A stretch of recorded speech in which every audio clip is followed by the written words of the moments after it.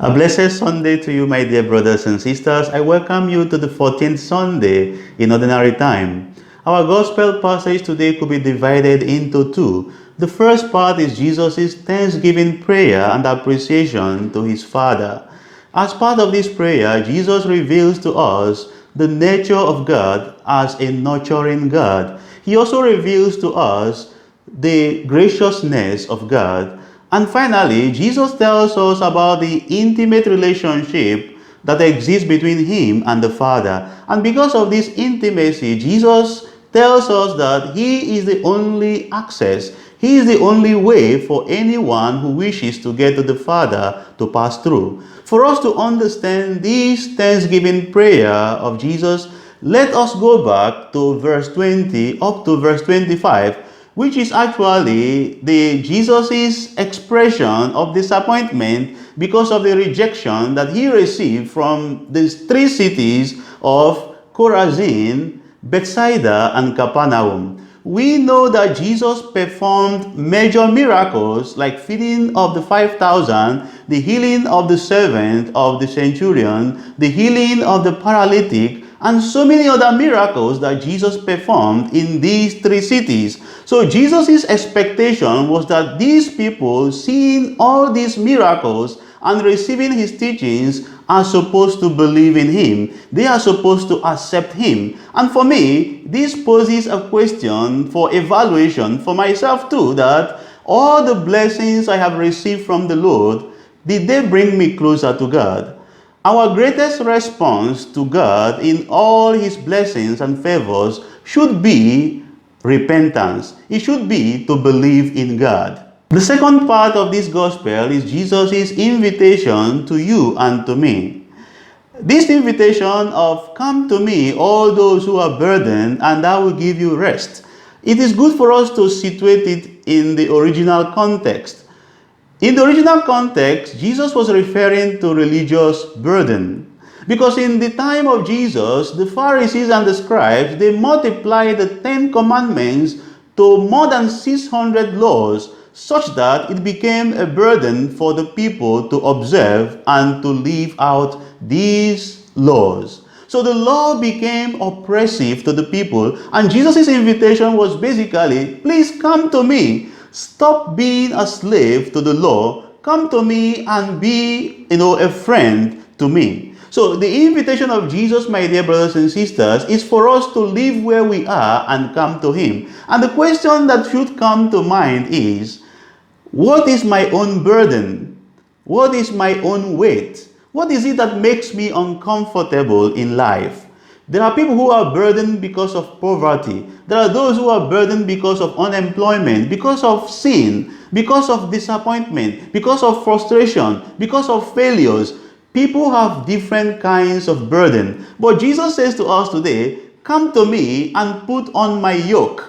The Jews have two understandings about the meaning of yoke.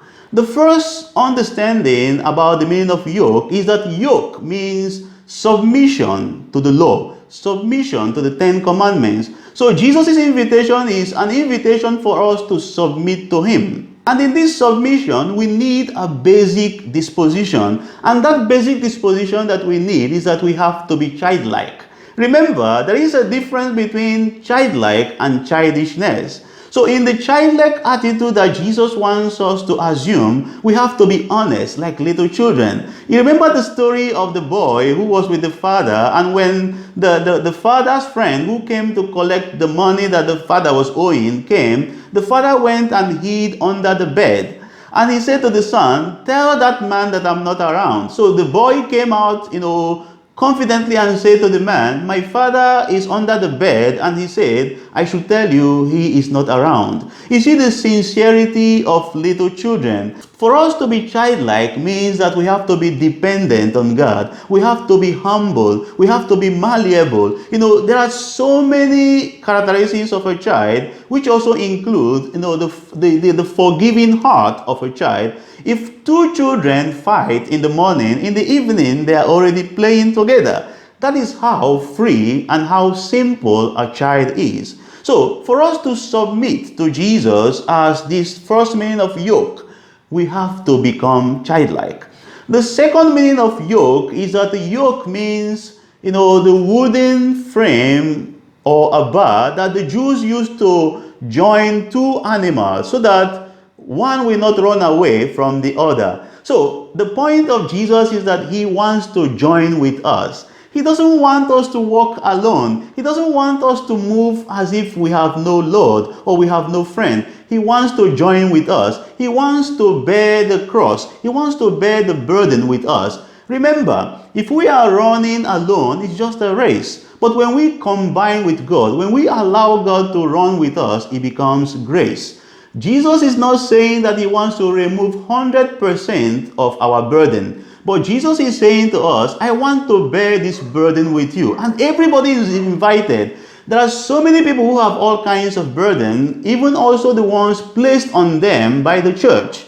Because when we go to some parts of Africa and some parts of the world, we also see that so many people who are burdened because of their commitment in the church. In some Pentecostal churches, the people have to pay tithes. The pastor does not care how much you earn in a month, but you must pay the tithe.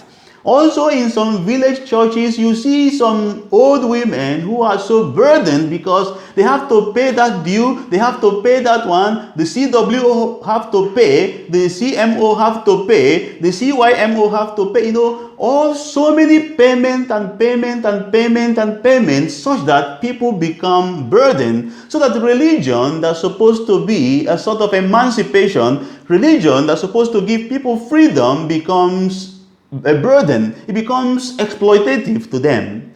My dear brothers and sisters, as we celebrate this day, remember that Jesus invites each and every one of us. Nobody is exempted. Everyone is invited. Jesus wants to hug us. Jesus wants to embrace us so that you can forget your problems.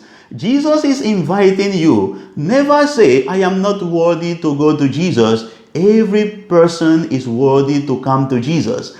And as we also, reflect on this burden reality, let us remember that we should stop giving other people burden.